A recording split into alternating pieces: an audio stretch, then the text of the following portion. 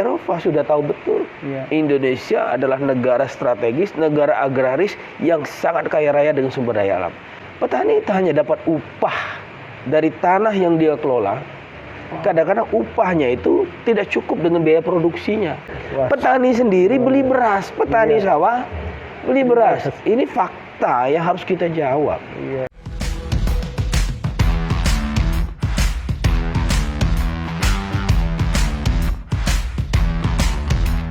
This is your life. Assalamualaikum warahmatullahi wabarakatuh, teman-teman musikal. Waalaikumsalam. Jumpa lagi dengan saya Hadi. Hari ini kita sedang berada di Hotel Willow, Simpang 3 Penurunan. Dan hari ini saya juga senang sekali karena kehadiran legislator. Beliau juga seorang aktivis pertanian. Beliau juga baru-baru ini mengeluarkan program dan gebrakan yang luar biasa, yaitu Gerebek Sawah. Nah, ini yang mau kita gali. Apa itu Gerebek Sawah? Langsung saja kita sapa Bang Jonaidi SP. Bang. Terima kasih. Assalamualaikum. Assalamualaikum warahmatullahi wabarakatuh. Selamat malam. Alhamdulillah Bang, terima kasih Bang sudah hadir di podcast kami Bang. Nah, kami pengen tahu Bang, ini Gerebek Sawah kan luar biasa. Biasanya kan gerebek ini kan konotasinya agak sedikit negatif. Tapi ini luar biasa dibuat seorang Jonaidi SP sebagai program unggulan, karena kami tahu juga Abang sangat dekat dengan para petani. Abang juga aktivis pertanian kan. Nah, kami pengen tahu Bang, apa ini Gerebek Sawah Bang? Ya. Oke, ini Adi ya. Jadi misi saya ketika sebelum menjadi anggota dewan, latar belakang saya, dunia pergerakan saya di organisasi memang lebih cenderung kepada mengangkat persoalan-persoalan mengakar petani yang setelah saya kuliah itu, setelah reformasi sampai dengan hari ini, paradigma kecenderungan persoalan-persoalan masalah petani itu semakin multi kompleks dan hampir tidak ada terselesaikan. Bahkan di 2 dekade terakhir, saya melihat kehadiran negara kayaknya memang harus lebih ditekan supaya pemerintah sebagai penyelenggara fungsi pelayanan negara itu hadir, ada di tengah-tengah petani yang hari ini 2023 sejak 2020 Covid melanda, pertanian itu membuktikan satu-satunya benteng pertahanan kita, benteng pertahanan negara yang menjaga kedaulatan negara kita, yang membuat negara kita mampu bertahan secara ekonomi, kemudian secara politis kemudian, dan berdampak dengan kekhawatiran orang ketika beberapa negara di luar Indonesia terjadi krisis, bangkrut, seperti Bangladesh, India, akibat Covid berantakan, terhentinya stagnannya aktivitas beberapa unit kegiatan usaha ekonomi di negara-negara lain. Indonesia satu-satunya negara mungkin yang cukup terkuat hari ini di Asia yang mampu bertahan dari serangan Covid. Bahkan pemulihan ekonomi yang dilakukan 2 tahun terakhir itu berjalan dengan cepat. Yang harus saya sampaikan malam hari ini bahwa pemerintah harus menyadari bahwa kedaulatan negara, pertahanan suatu bangsa tidak hanya dari kesiapan kita persoalan ketahanan secara militer ataupun pertahanan strategi pertahanan keamanan dari sisi keamanan, tapi dari sisi kedaulatan pangan. Pangan ini menjadi salah satu sektor yang sangat berpengaruh dalam segala bidang aspek kenegaraan. Goncang pangan kita, goncang negara kita. Kita contohkan saja kemarin. Ketika minyak goreng melambung, minyak goreng harganya tinggi, negara kita panik. Begitu.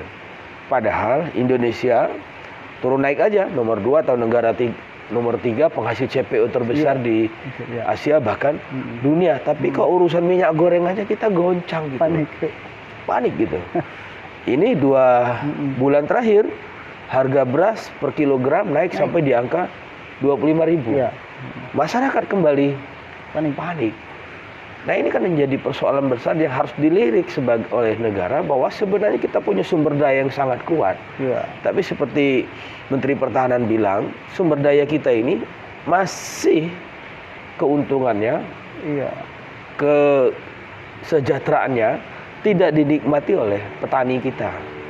Kekayaan kita itu mengalir ke luar Indonesia. Iya. Kenapa saya sampaikan sekarang? Iya. Dulu sebelum negara kita merdeka, setelah masa penjajahan, setelah masa zaman kerajaan, negara kita berbentuk kerajaan-kerajaan, runtuhnya Majapahit dan Sriwijaya.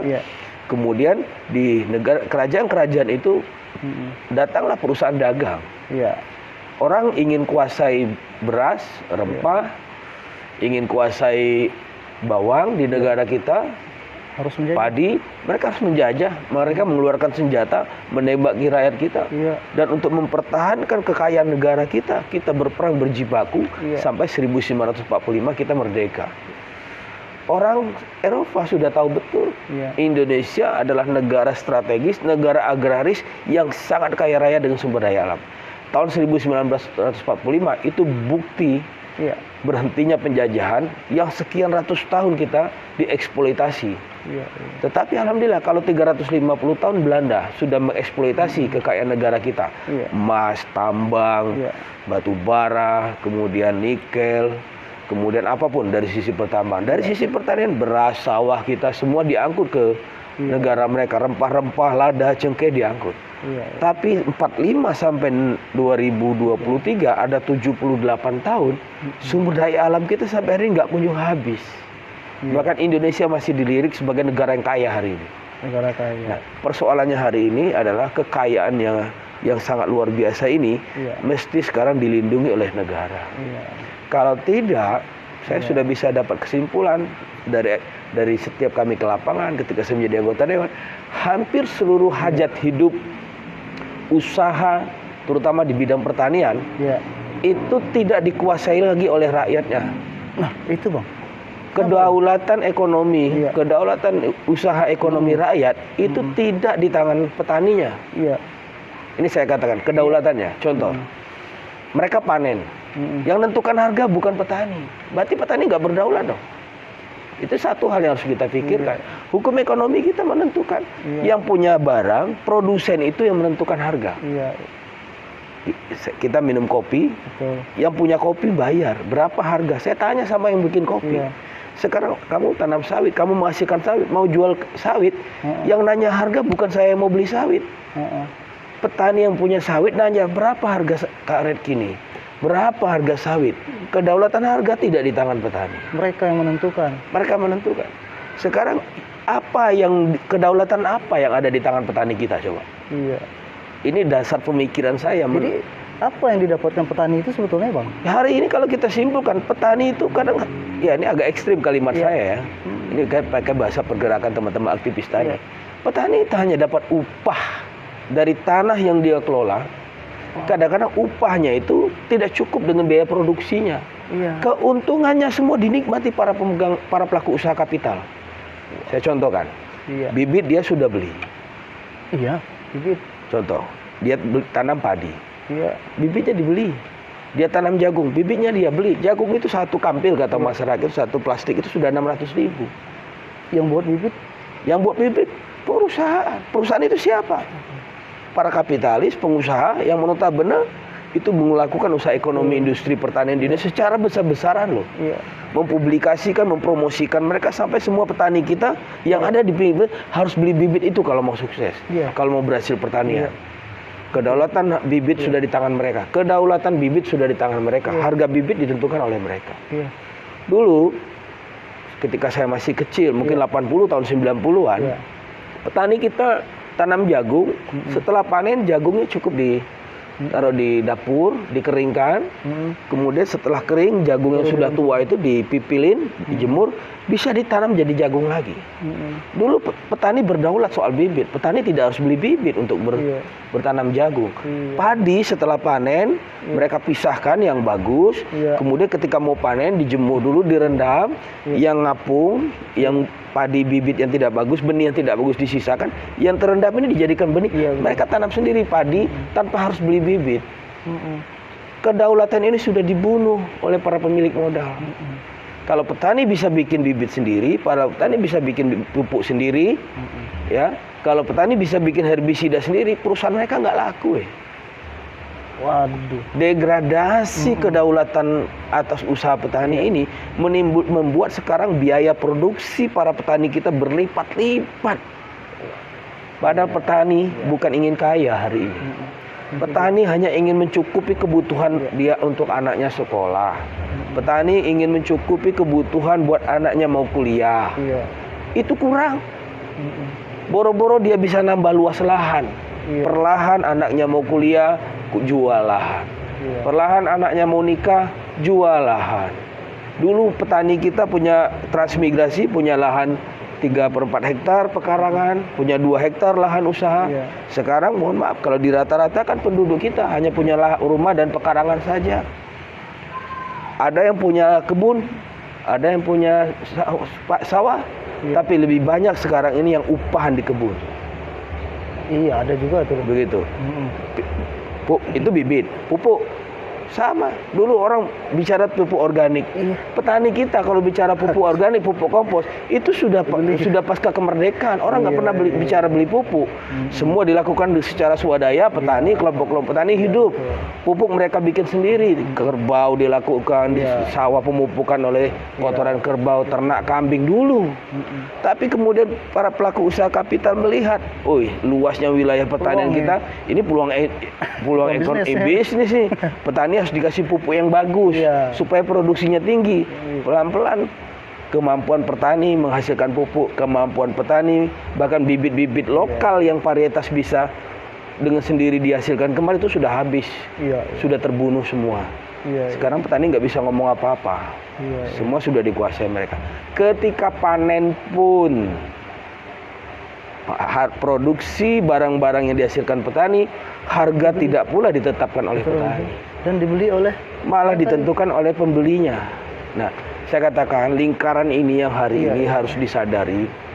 Kalau negara tidak segera hadir, pemerintah tidak segera merubah kebijakan secara besar-besaran untuk soal pertanian, saya katakan seluruh segmen unit usaha pertanian dari hulu sampai hilir, dari prapanen, produksi sampai dengan pasca panennya, itu akan dikuasai para kapital semua. Itu efeknya bagi petani itu apa deh, Bang? Efeknya bagi petani ya kemiskinan lah hari ini. Trennya sekarang mereka dulu tinggalkan padi beberapa tahun terakhir, 5 tahun terakhir alih fungsi lahan gila-gilaan. Masyarakat berbondong-bondong meninggalkan sawah yang tanahnya subur, di sana tempat resapan air, irigasinya bagus, ditanam sawit semua. Karena mereka melihat padi sawah tidak menjanjikan lagi untuk kebutuhan ekonomi mereka. Biaya produksinya sangat tinggi, harga pun semena-mena. Mereka lihat ada yang lebih gampang, sawit. Tapi ketika masyarakat sudah banyak tanam sawit, harga sawit dianjlokkan sama mereka. Sekarang bingung, dari sawit mau kembali ke sawah, memulihkan fungsi tanah dari perkebunan kelapa sawit, dikembalikan untuk bisa berfungsi sebagai sawah, itu tidak cukup 1 atau 2 atau 3 tahun. Dan butuh biaya besar. Dan lucunya sekarang hari ini, mayoritas tanah-tanah dulu yang dikuasai petani, justru juga sudah dikuasai oleh para kapital, para pelaku usaha pemegang modal. Kita masih bersyukurlah, masih banyak warga kita Indonesia sendiri punya kebun 5-10 hektar yang cukup kaya penduduk kita. Tapi jangan lupa pemberian HGU yang berlebihan kepada pengusaha-pengusaha perkebunan. Saya mohon maaf, pemodal perkebunan dari mana? Dari sana juga. Ketika masyarakat sudah tidak berdaya, kebun dijual, tanah dijual, terjadilah nanti bahwa petani akan jadi buruh di negerinya sendiri. Jadi buruh di negerinya sendiri. Maka cerita gerebek sawah ini, saya pilih kalimat gerebek karena saya melihat pemerintah harus melihat nyata, tanpa ada skenario, tanpa ada bikin-bikinan, pemerintah akan lihat langsung. Oh, begini ternyata nasib petani hari ini. Kenapa saya dorong seperti itu? Sebenarnya yang harus melakukan ini kan pemerintah daerah. Saya bagian dari pemerintahan daerah. Nah, saya dorong melalui mitra kami di Komisi 2. Dinas Pertanian, kita turun ke sawah, kita lihat real, nyata. Karena apa? Dulu ada kelompok pencapir yang mendekatkan pemerintah dengan rakyatnya. Dahulu ada lomba antar kelompok tani ketika tahun 89 mendekatkan petani dengan pemerintahnya. Bahkan petani dengan senang menampilkan hasil industri mereka kepada negara. Swasembada beras terus dieksploitasi secara positif usaha ekonomi petani kita, sehingga negara kita waktu itu swasembada beras terjadi. Hari ini petani kita dibiarkan narik, kalau kecil gitu orang Bengkulu, narik nyawa sesugangan. Yang pacak bertahannya bertahan petani, yang tidak bertahannya tinggal. Nah, hari ini berasa beras 25.000. Saya tanya sama petani-petani dalam kegiatan saya berapa hari, Pak, sekarang punya sawah 1 hektar dengan punya kebun sawit 1 hektar, enak mana? Beberapa petani sawah sudah mengatakan, kami lebih senang punya sawah 1 hektar. Secara ekonomi, secara kos produksi, mereka masih bisa bertahan. Punya sawit 1 hektar hari ini, bayangkan harga pupuk saja berapa untuk sawit. Ini saya katakan. Nah, kebijakan negara perlu direvolusi. Itu, Bang. Bagi Abang sekarang ini pemerintah itu mengatasi persoalan pertanian ini seperti apa sih, Bang? Nah, pandangan Abang? Begini, pertanian ini kan dalam struktur pemerintahan, bidang sektor pertanian ini menjadi leading sektor seluruh pemerintahan di semua tingkatan. Pemerintah kabupaten punya kewenangan ngurus pertanian. Pemerintah provinsi punya kewenangan ngurus pertanian. Pemerintah pusat melalui Menteri Pertaniannya juga punya kewenangan menyelenggarakan fungsi pertanian. Artinya ada 3 tingkatan pemerintahan yang keroyokan bisa ngurus petani. Jadi lahan petani, misalkan satu kelompok tani 25 hektar, itu bisa diurus oleh pemerintah kabupaten, bisa diurus oleh pemerintah provinsi, bisa diurus oleh pemerintah pusat. Sudahkah dilakukan itu, Bang? Nah, ini tergantung lokus anggarannya.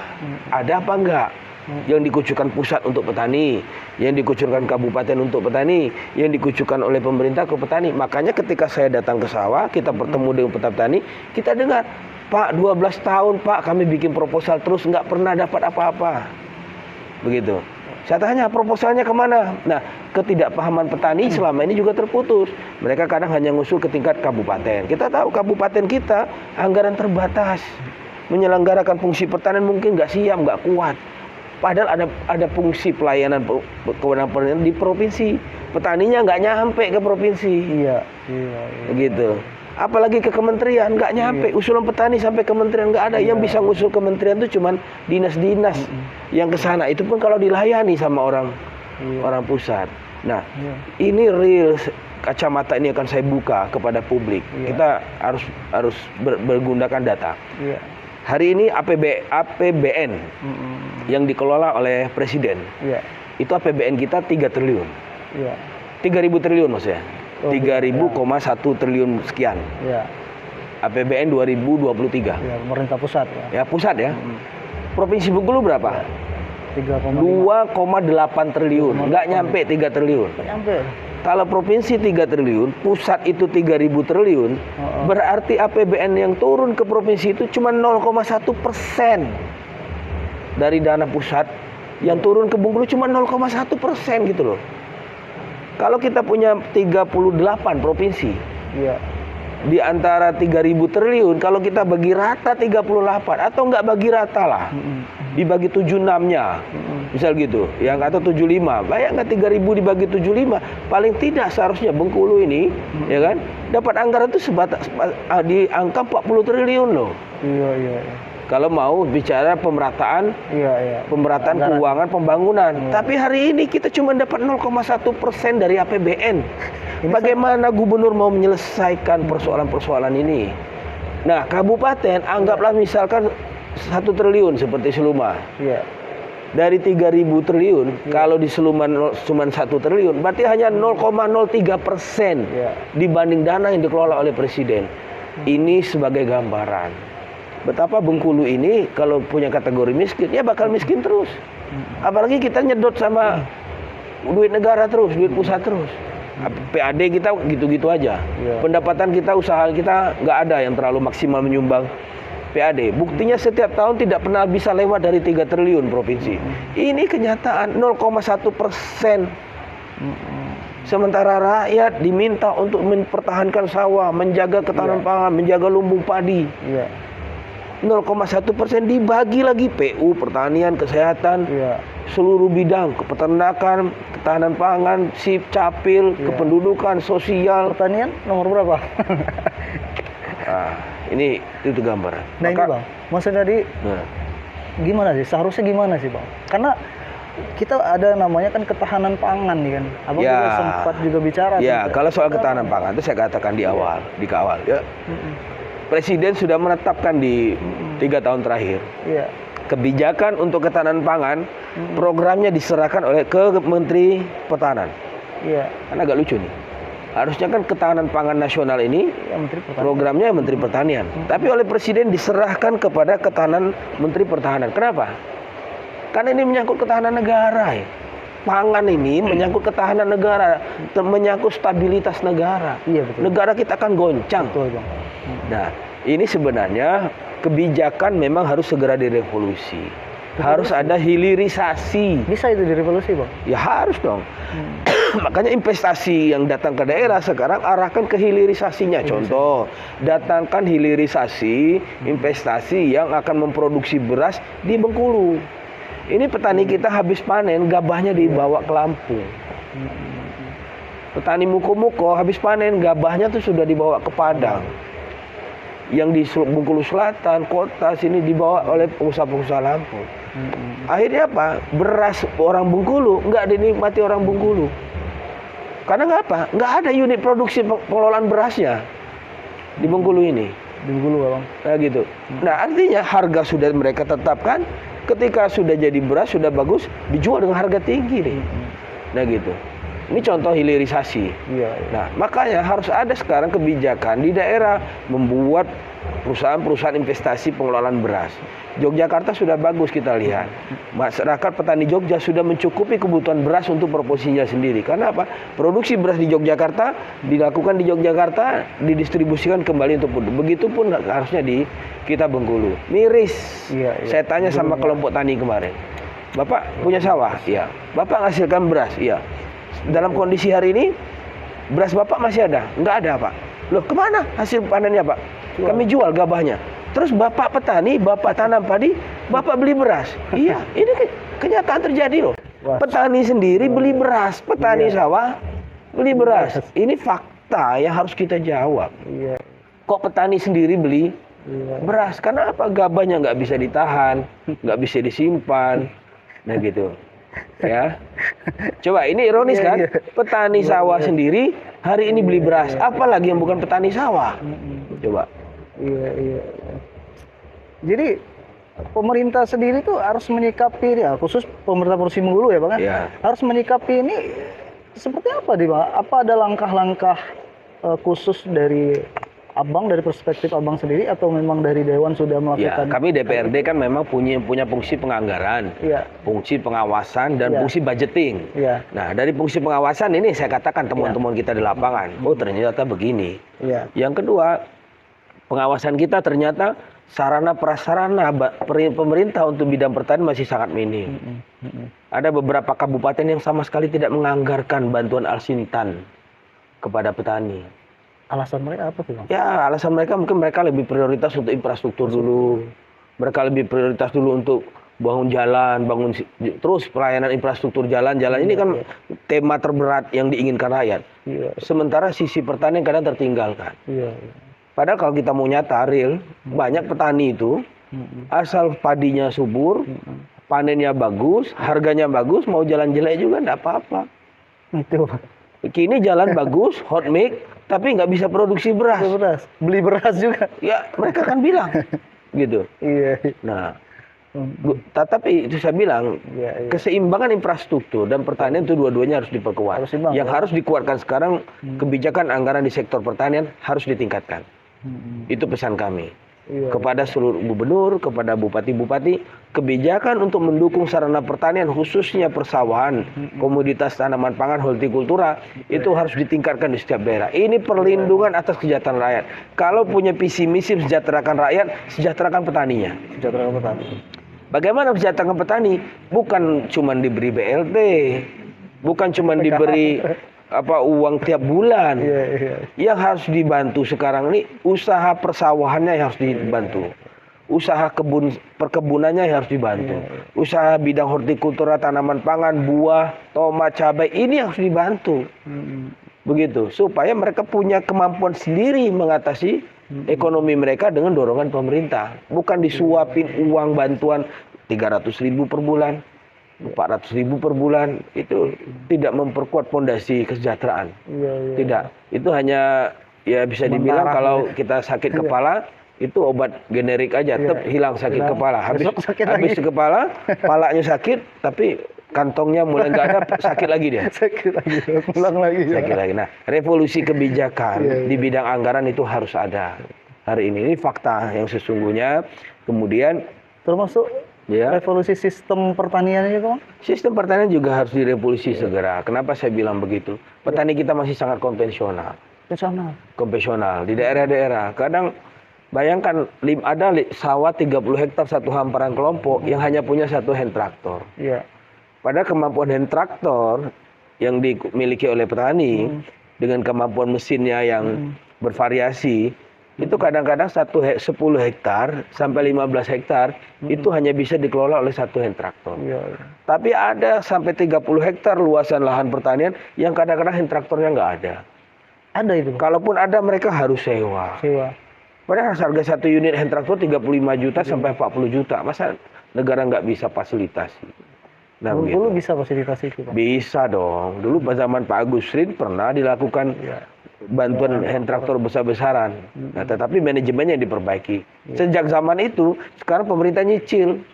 Ada satu kelompok 5, seperti tadi kita hanya bisa bagikan berapa hari ini, 5-10 unit hand traktor.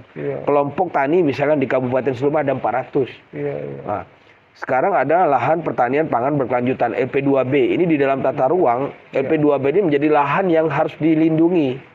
Jadi tanah-tanah sekarang sudah menjadi kawasan yang harus dilindungi khusus untuk sawah. Jangan berkurang lagi jumlahnya. Bagaimana supaya ini tidak berkurang, tidak alih fungsi? Maka dia harus disupport dengan kebijakan bantuan kepada petani berupa alat mesin-mesin pertanian. Nah gitu. Hari ini juga terbukti ada beberapa persawahan yang kering kerontang. Kemarin kami di Bukit Peninjauan 1. Cek di situ. Kami duduk bikin acara pas di atas sawah yang tanahnya sudah merekah. Masyarakat gagal panen. 3 bulan lalu sudah tanam padi, tapi kering, kemarau. Karena apa? Air sungai sudah tidak mampu lagi. Ada mesin pompa air diturunkan pemerintah, air yang disedot nggak ada. Nah, kita butuh solusi baru. Musim kemarau juga ya? Ya sekarang kan kemarau. Nah, solusi baru harus diterapkan itu perlu irigasi air tanah. Irigasi air tanah ini kan bentuknya sumur bor.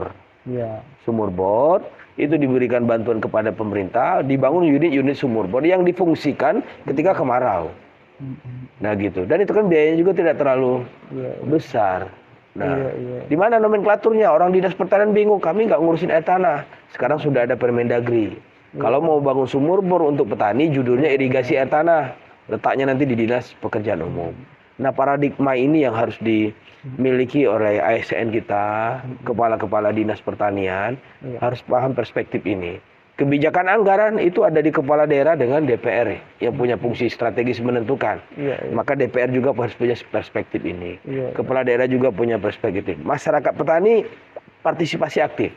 Suarakan terus kepada pemerintah, suarakan kepada wakil rakyatnya, suarakan kepada gubernurnya. Kami minta ini. Nah, fungsi media juga strategis nih hari ini. Kalau kita bicara hari ini mungkin banyak yang dengar, banyak yang tahu. Moga-moga ini bermanfaat buat masyarakat Bengkulu khususnya. Insya Allah. Bang, kami memang memperhatikan Abang juga dari biografi Abang juga kan. Memang Abang betul dengan pertanian ini. Sayang betul Abang dengan petani ini kami lihat ya. Bagi Abang sendiri itu perspektif Abang tuh petani ini apa sih Bang? Ya hari ini kan orang harus akui. Yang harus diberi label pahlawan itu petani. Wow, itu petani. Kita lihat nih di TikTok terakhir ini atau di Facebook, di media sosial. Iya. Sudah beredar beras palsu, beras plastik. Ini benar Iya. apa enggak kita nggak tahu. Iya. Ini karena apa? Karena petani kita nggak diurus. Sehingga masuk beras-beras palsu. Coba kalau produksi kita, beras kita ditingkatkan. Iya. Begitu. Pasti masyarakat kita nggak akan dapat beli beras palsu. Iya. Di setiap desa ada produksi beras yang dijual produksi beras dalam negeri sendiri. Iya. Satu desa punya sawah, toko berasnya di sana. Siapa yang ngelola usaha berasnya? Koperasi tani. Dari mana modalnya? Ya koperasi dari pemerintah lah. Nah, sekarang satu-satu perlawanan untuk melindungi petani dari dominasi harga yang ditentukan oleh para kapital Iya. adalah didirikan lagi koperasi. Koperasi, Bang. Dihidupkan koperasi lagi. Bung Karno bilang, sokok guru ekonomi Indonesia itu adalah koperasi. Koperasi. Betul. Begitu. Kalau koperasi sudah habis, maka yang berkuasa atas ekonomi rakyat adalah pemilik modal. Siapa yang modal banyak, modal besar, itu yang berkuasa hari ini. Benar. Yang terjadi. Yang punya modal banyak bisa bikin perusahaan kelapa sawit, bisa bikin ram sawit, bisa beli tanah petani. Ujung-ujungnya semua dikuasai mereka. Nanti petani jadi kuli lagi. Nah, mumpung ini belum terjadi, Belum terjadi ya, Pak? petani harus segera dilindungi. Segera Harga dilindungi. harus dikuasai oleh petani. Iya, iya. Maka sekarang kekuasaan ekonomi petani jangan cuma disuruh untuk menghasilkan barang saja, Iya, iya. tapi petani diajak untuk mengelola hasilnya, Iya, iya. memasarkan hasilnya dan menikmati hasilnya. Iya, iya. Nah, ini saya katakan itu soal petani. Iya. Kenapa?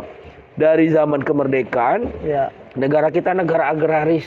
Kalau kita memaksakan format negara kita, format daerah kita meninggalkan agraris, Iya. kita masuk ke sektor industri, kita tidak akan mampu bersaing dengan negara-negara besar yang memang sudah dahuluan menguasai sisi teknologi elektronik dan industri. Iya.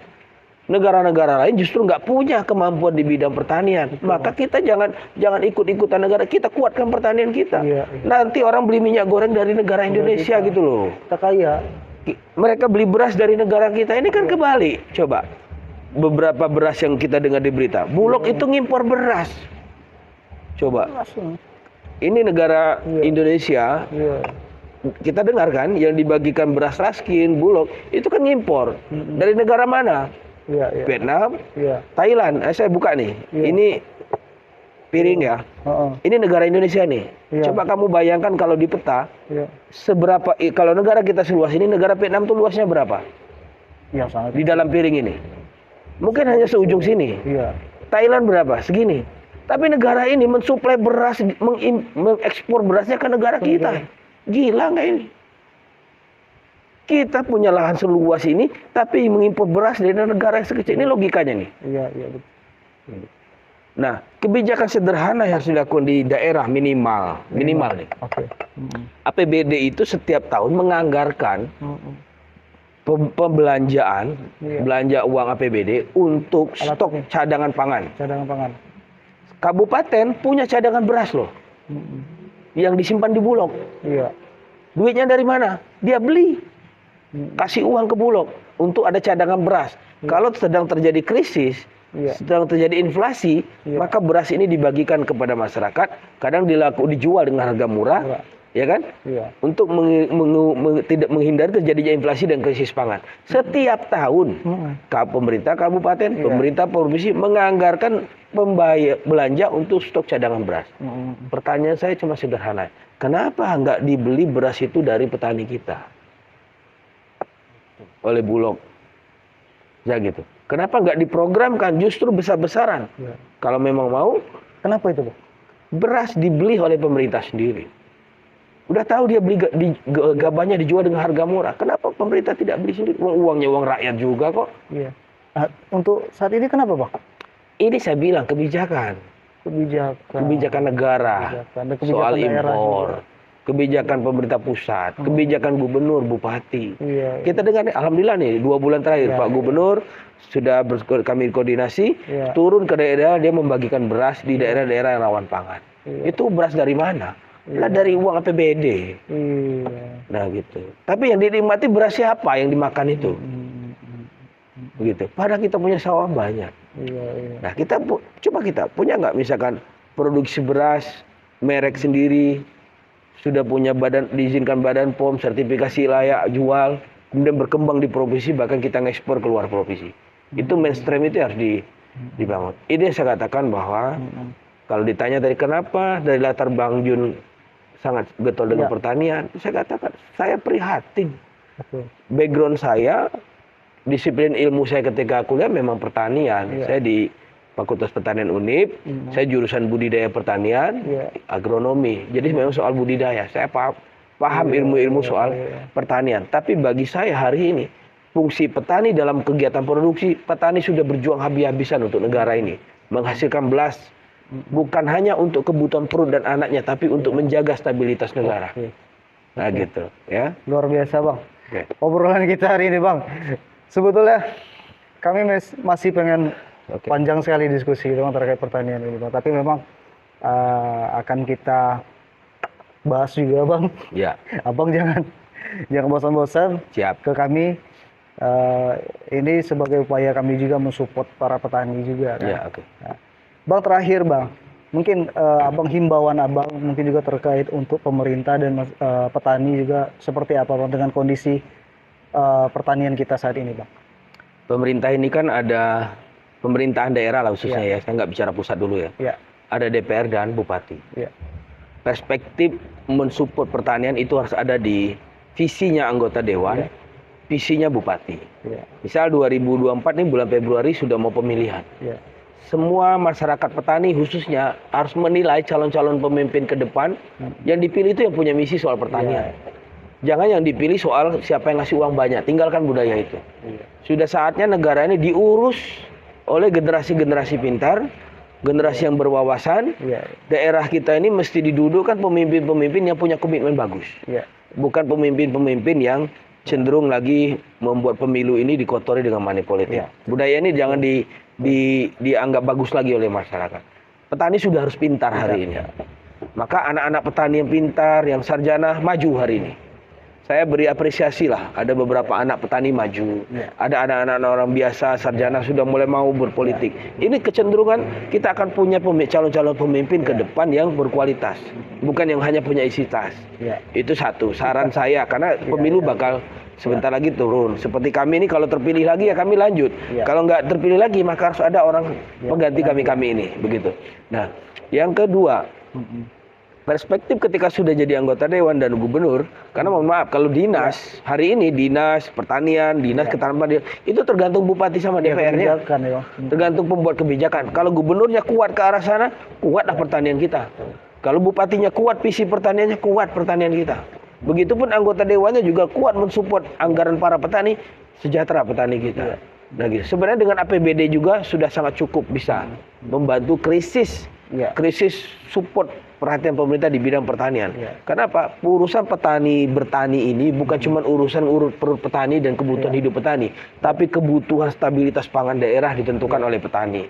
Kebutuhan stabilitas keamanan negara pun ditentukan oleh petani. Jadi kalau petani saya bilang hari ini ada pahlawan yang tidak pernah disebut, ya ini juga harus kita besarkan. Maka tanggal 24 September kemarin saya gaungkan ini adalah hari petani. Hari tani. Nah, perspektif ini dikuatkan, diwujudkan dengan penganggaran yang lebih besar. Saya sedang menggaungkan. Karena di dalam nomenklatur penganggaran APBD, penyusunan APBD, prioritas belanja anggaran itu ada yang namanya urusan wajib, urusan pilihan. Nah, pertanian ini di dalam sistem penganggaran kita yang ditetapkan oleh Permendagri, dia masih menjadi urusan pilihan. Belum menjadi urusan wajib. Ini kebijakan pusat loh. Sehingga mayoritas anggaran kita negara pusat. Ini mohon maaf, pusat menetapkan pendidikan minimal 20%. Kesehatan minimal sekian persen. Kenapa pemerintah tidak menyebutkan pertanian harusnya sekian persen? Harus ada kebijakan negara yang mengatur hari ini. Pertanian harus sekian persen. Karena ini menyangkut kedaulatan negara. Nah, kampanye ini kepada pengambil kebijakan di pusat akan kita gaungkan terus. Supaya apa? Kucuran bantuan kalau tadi hanya 0,1%. Kita di Provinsi Bengkulu, dinas pertaniannya berapa persen kalau semuanya jangan-jangan 0,00 sekian. Nah, gitu ya. Nah, ini pesan saya dan kepada masyarakat petani khususnya bertahan, jangan ada alih fungsi lagi. kemudian pertahankan sawah kita, hidupkan kembali kelompok kita, hidupkan kembali koperasi kita, dan pegang kaki-kaki para pemimpin yang Bapak pilih, supaya mereka mengabdi kepada Bapak dan Ibu petani. Mengabdi pada masyarakat. Terakhir, anak-anak petani, pemuda petani yang kuliah, yang sarjana, yang hari ini sekolah tinggi. Anak petani yang masih SMA harus kuliah. Anak petani yang sarjana harus maju jadi pemimpin di daerah. Ini pesan saya, supaya perspektif, visi menjadikan negara kita yang gemah ripa, loh jenawi, toto kentrem, kertora harjo ini bisa terwujud lagi. Nah begitu, oke ya. Oke, luar biasa. Terima kasih Bang, sudah hadir di podcast kami. Kita teman-teman musikal, seperti yang Bang Junaidi sampaikan, memang sistem pertanian itu memang harus merakyat ya Bang ya. Nah ini yang kita harus perjuangkan untuk para petani khususnya di Provinsi Bengkulu ya Bang. Terima kasih Bang. Bang Junaidi, terima kasih. Teman-teman musikal juga terima kasih. Terima kasih juga buat Hotel Willow di Jalan Simpang 3 Penurunan yang sudah memfasilitasi kami. Dukung kami terus teman-teman dengan cara subscribe, share, komen, dan like, agar kami selalu bersemangat untuk podcast-podcast yang seperti ini Bang. Terima kasih. Kami pamit undur diri. Wassalamualaikum warahmatullahi wabarakatuh. Waalaikumsalam warahmatullahi wabarakatuh.